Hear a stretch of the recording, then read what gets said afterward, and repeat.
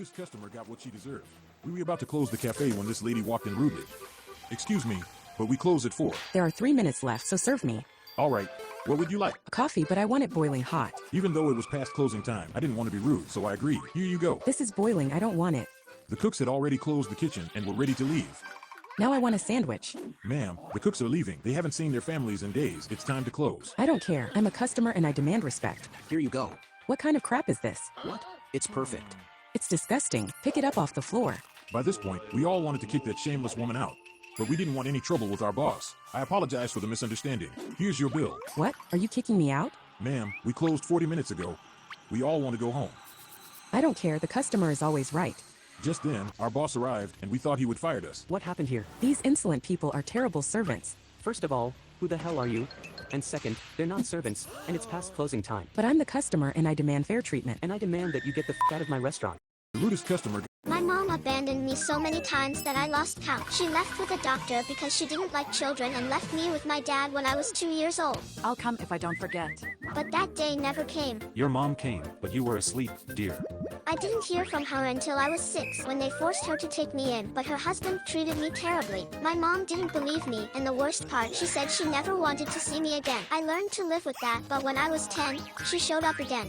Daughter, I'm back. Yes, Mom, I forgive you. She doesn't have a mom. Yes, she's back.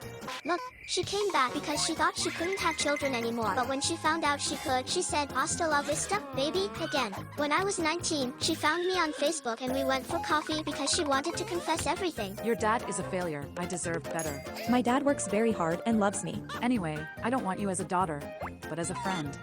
I foolishly agreed, and I never heard from her again. My mom. I had an imaginary friend who wasn't so imaginary. My parents tell me that when I was little, I used to talk to myself all the time. Who is the girl talking to? Don't worry, hun. It's just her imaginary friend. Everything was calm until one night I got sleepwalking mode and started laughing for no reason like crazy. What's wrong, honey? Ha ha ha, Victor fell off the bed. And then I fell asleep again.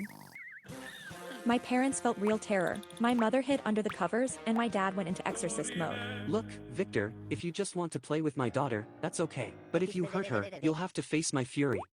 Things returned to normal. I kept chatting with Victor. My mom remained scared, but everything was cool. One day, my dad was home alone and heard rocks being thrown at the window. Seeing nobody there, he started negotiating with Victor. My daughter's not here right now.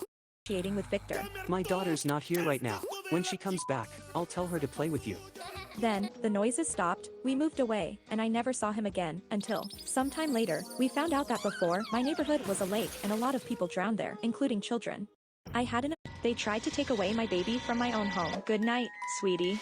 Twinkle, twinkle, little star, how I wonder what you are. I don't like it when you go on trips and leave me alone with the baby. I'm sorry, but I think I won't be back until tomorrow. Until tomorrow? There's a lot of work, but I'll make it up to you when I return. Alright, good luck with work, I love you. I love you too, take care. Maybe a stuffed animal fell and activated the monitor. Wait, what is that?